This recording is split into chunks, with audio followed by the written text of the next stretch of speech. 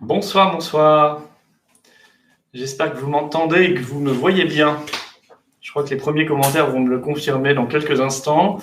La Je défaite vérifie de Nicolas d'abord. Sarkozy est fort probable. Voilà, il le sait lui-même. D'ailleurs, son équipe le dit régulièrement en coulisses.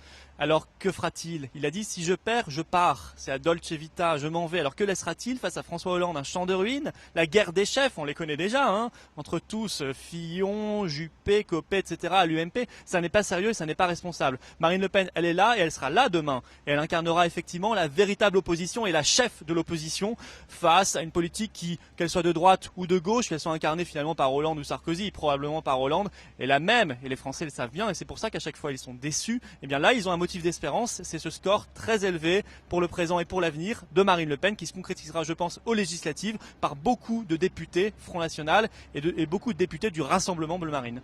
Ce matin, dans Le Parisien, Jean-Marie Le Pen dit de vous que vous êtes un agent double envoyé par la droite pour saboter le FN. S'il a vu mon oreillette cachée derrière. Vous êtes un agent double ? Oui, Marine Le Pen est une extraterrestre reptilienne. Et tout cela est un complot de la CIA et du KGB réunis.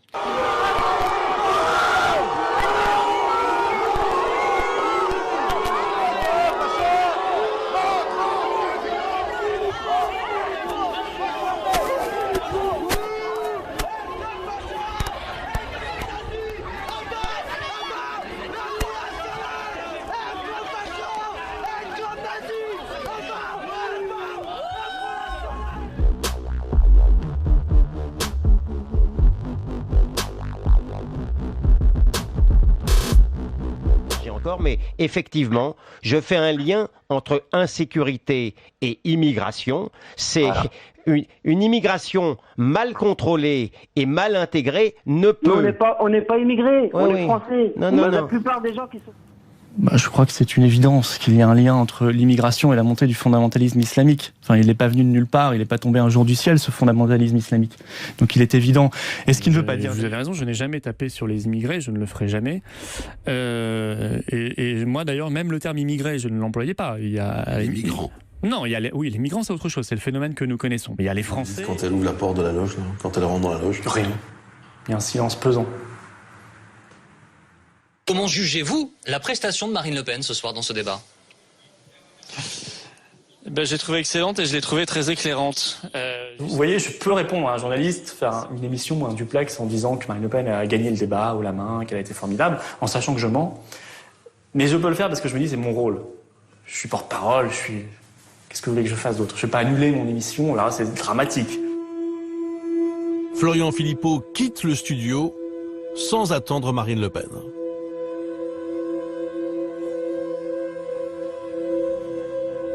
Quelques minutes plus tard, Marine Le Pen sort à son tour, sans vraiment réaliser ce qui vient de se passer. Vous allez faire quoi ce soir ? Je vais rencontrer, bien sûr, mes militants qui m'attendent au siège et on va aller boire une coupe de champagne.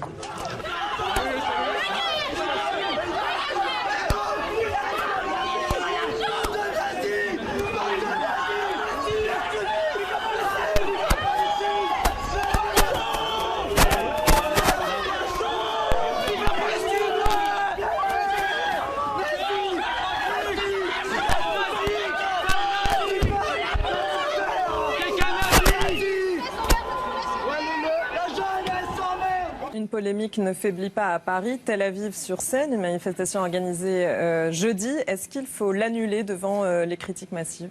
Non, là, on ne peut pas l'annuler, ce serait un symbole, un signe de faiblesse incroyable. Aujourd'hui, vous trouvez que le Front National est gay-friendly ? Non, il n'est pas gay-friendly, il n'est pas l'inverse non plus, il est juste French-friendly, si vous voulez. Ouais, voilà. Il a une vision qui n'est pas communautariste des choses, il a une vision purement républicaine, c'est-à-dire qu'il voit des Français, il ne voit pas des communautés, il ne voit pas des gens qui ont telle ou telle origine, telle ou telle orientation, tel ou tel sexe, tel ou tel je ne sais quoi. Il voit des Français qui ont une analyse politique, qui ont des convictions politiques, qui ne sont pas déterminés par je ne sais quel élément déterminant, justement. Ils ont un libre arbitre. Et vous racontez Voilà, mais voilà ce que vous dites. Laissez-le parler, c'est Au FN, j'en ai vu aussi. J'ai connu un cadre du mouvement qui se promenait avec dans le coffre de sa voiture tous les catalogues listant les clubs échangistes de France et de Navarre et plusieurs bouteilles de champagne au cas où. J'ai assisté à des scènes de drague. Mourad, s'il te plaît, Mourad. J'ai assisté à des scènes de drague hétéro, homo, parfois lourdingues et déplacées. Je n'oublie pas non plus ce très haut placé dans la hiérarchie frontiste dont le jeu préféré était de convertir de jeunes hommes bruns à l'homosexualité. Au moins 3 ont succombé à ses avances. Je me souviens de cet assistant parlementaire en échange d'eux. En échange de place, en échange de promotion, parce qu'on est dans le graveleux. Elle existe de partout. Bien sûr, mais attends, le livre n'est pas basé. Non, mais il y a ça aussi. C'est sans oublier cet assistant parlementaire complètement déluré qui vous racontait en mimant comment il avait sucé tel député dans les chiottes du Parlement européen. Il y a eu ces soirées au Sofitel de Strasbourg où des types se retrouvent à 5 ou 6 dans la même chambre. C'est entre adultes consentants, c'est pas grave. Mais vous racontez aussi ceux qui racontent les frasques sexuelles ou qui mettent sous le nez une photo privée entre vos deux assistants. Bien sûr. Mais ce qui est dingue, c'est que je vais vous montrer une séquence, comment dire, improbable, on va dire ça. L'alliage Florian Philippot, Geneviève de Fontenay. C'était hier. Comme je dis, c'est la lutte finale. Groupons-nous, voilà. C'est ça maintenant. Voilà, et oui, c'est la lutte finale. Non mais c'est c'est gênant. Oui. Vous savez parfaitement, vous connaissez parfaitement le monde médiatique et le monde politique pour y avoir été souvent passionné. On vous la fait pas. Vous vous mettez à côté de Florian Philippot. C'est évident qu'il y a des conséquences. Oui, non, mais pas à ce point-là. C'est pas parce qu'on parle à quelqu'un qui n'a pas la même religion, qui n'a pas la même façon de penser qu'on adepte automatiquement ce qu'il est. Mais Geneviève de Fontenay, c'est une conférence de presse commune. Ça veut dire que vous savez mais c'était une conférence de presse qui était axée uniquement sur le 1er mai. Oui. Donc j'étais loin des partis et de tous les partis. Oui, le 1er mai, ça doit grouper tout le monde. Vous n'êtes pas une néophyte. Vous savez bien que cet affichage commun va faut provoquer... pas exagérer l'affichage quand même. Et vous avez vu le nombre de journalistes qui sont venus à cette conférence de presse. De toute façon, il n'est même plus au Front National. Il n'y est plus depuis le mois de septembre.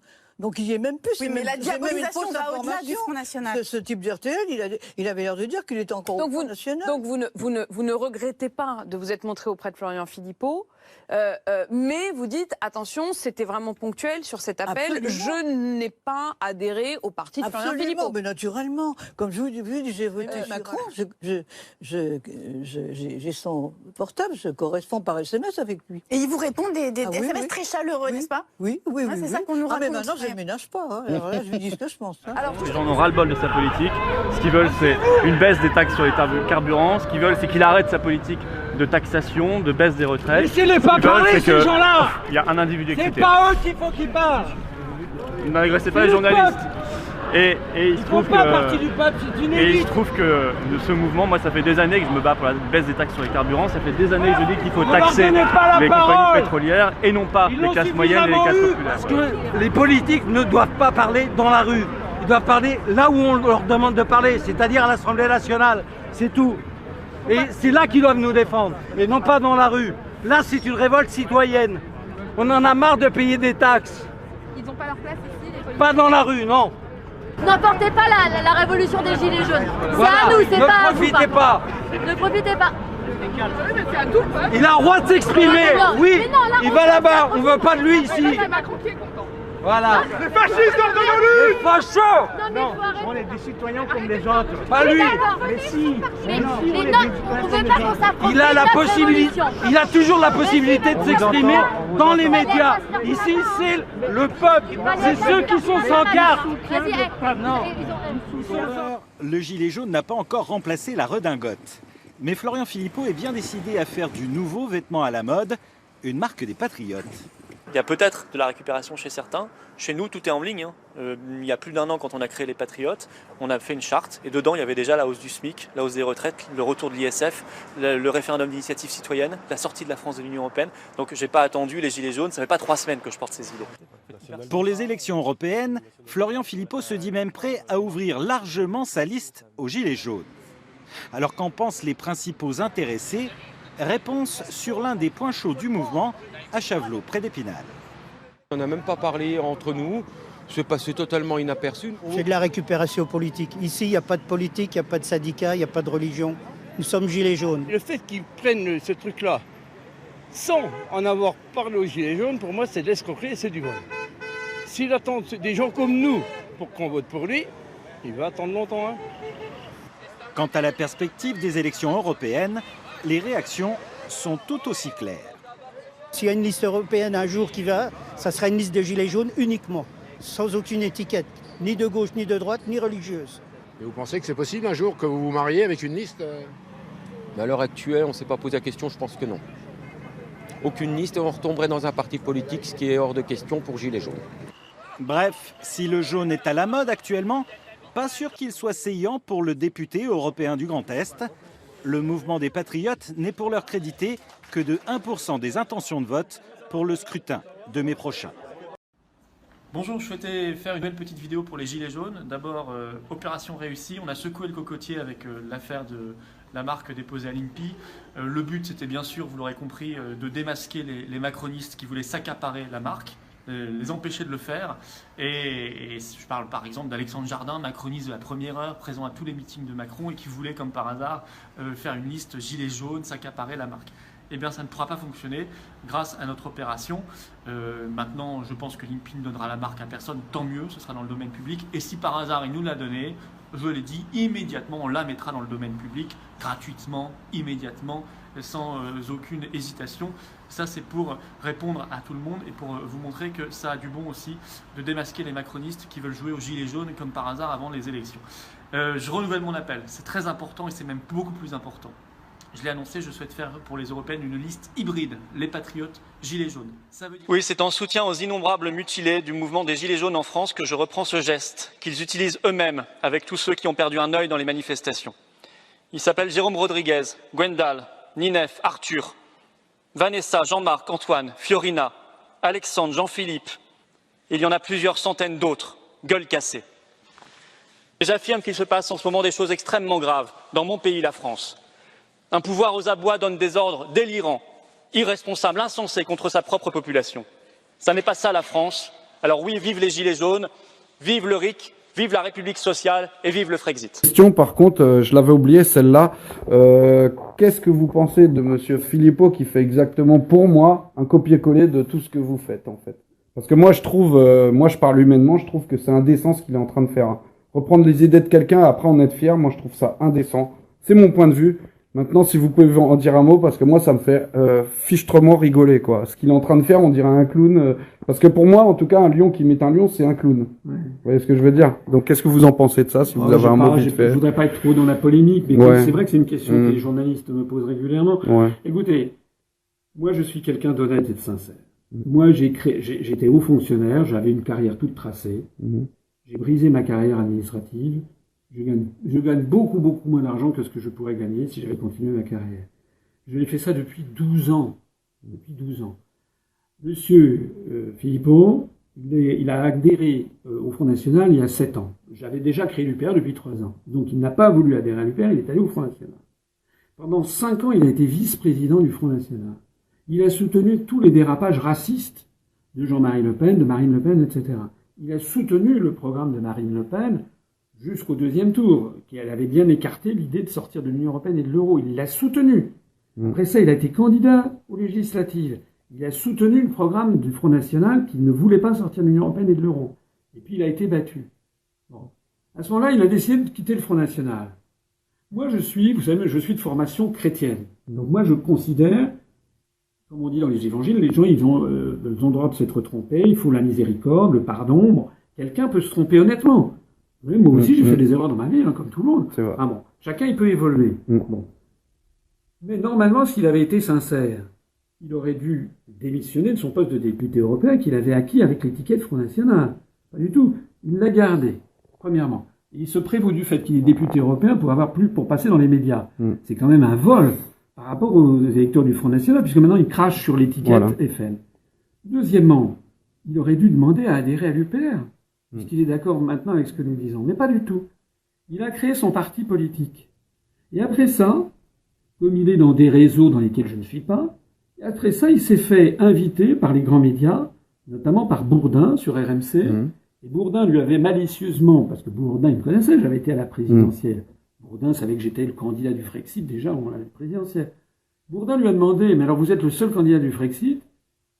Et Philippot a dit oui, je suis le seul. C'est-à-dire que non seulement il nous a imités, mais en plus de ça, il a fait comme si je n'existais pas. Donc ça, c'est vraiment des procédés qui sont sordides, qui sont c'est pas très sincère. Non. Et puis j'ajoute aussi deux autres choses, c'est que il a essayé de prendre, voilà, de me chasser, de prendre ça. Le problème, c'est que dans l'esprit de 95% des Français, c'est quelqu'un d'extrême droite. Donc c'est l'ancien vice-président du FN. Et donc les médias le mettent en avant parce que ça permet aux médias de faire croire que vouloir sortir de l'Union européenne, ça serait être d'extrême droite. Et c'est pour ça que les journalistes en permanence disent alors, est-ce que vous allez faire alliance? Est-ce que vous allez faire alliance? C'est exactement comme les Gilets jaunes, par exemple, quand on leur dit, ah ben voilà, je crois que ça avait été fait avec Éric Drouet, il me semble qu'à un moment, on avait voulu le faire passer pour quelqu'un d'extrême droite. Oui, ça c'est vrai. C'est toujours ça. On essaie par l'amalgame. Voilà. Les gens se disent, oh là là, voilà. Et donc, on a essayé de faire passer certains dirigeants, enfin, c'est pas des dirigeants, mais ceux qui sont sortis un petit peu devant les médias, etc., du mouvement des Gilets jaunes, on essaie de les faire passer pour des extrémistes. Ben, c'est exactement ça. Pour ça que Philippot, il est poussé en avant sur la scène. Et puis j'ajouterai encore pour ce qui définit les personnages, vous avez vu qu'il a quand même eu cette indécence, d'abord de se mettre un gilet jaune, de mettre un copain qu'il a avec lui, et quelques personnes qui sont ses collaborateurs leur faire mettre un gilet jaune. Il s'agissait donc de manipuler l'opinion. Et vous avez vu qu'il est allé déposer le nom gilet jaune à l'Institut national. Alors là, ça c'était indécent. Moi j'ai trouvé ça indécent. Donc voilà, c'est tout. C'est tout ce que j'ai à dire. Moi, ce que je vois, c'est que son truc n'a pas marché. Et moi je pense que c'est un leurre, parce que vous savez, encore une fois, nous, on fait vraiment peur. Nous, on fait vraiment très peur parce que on est incorruptible. Moi, j'aurais pu gagner beaucoup plus d'argent, je ne l'ai pas fait. Ça veut dire que je ne suis pas intéressé par l'argent. Voilà. Deux, on peut corrompre aussi les gens par les honneurs. Moi, j'aurais pu être ministre. À l'époque, il y a 15 ans ou 20 ans, quand j'avais été dans les cabinets sous Chirac. Bon. Je ne l'ai pas voulu. Donc, on ne peut pas me corrompre en me proposant un poste honorifique. On ne peut pas me corrompre en me proposant de l'argent. Qu'est-ce qui reste? Mais il reste à m'empêcher de parler et me calomnier en disant c'est un complotiste, un conspirationniste. C'est la raison très enfantin, mais... Et vraiment, je le pense profondément. Si vous voulez vraiment envoyer un message cinglant à Macron, celui qui vraiment le fera le plus peur, eh ben c'est exactement, vous votez l'UPR.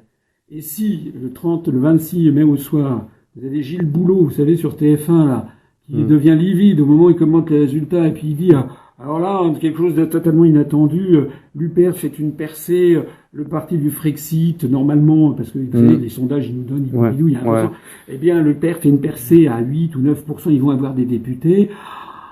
C'est le populisme qui gagne, etc. Il va être là, et puis il va se tourner, il va dire, qu'en pensez-vous, Bernard-Henri Lévy? Et voilà. Si vous voulez vous payer déjà cette bonne tranche de rigolade, vous votez pour nous. Voilà pour cette petite introduction. On va maintenant rentrer dans le vif du sujet. Alors, ça se passe où?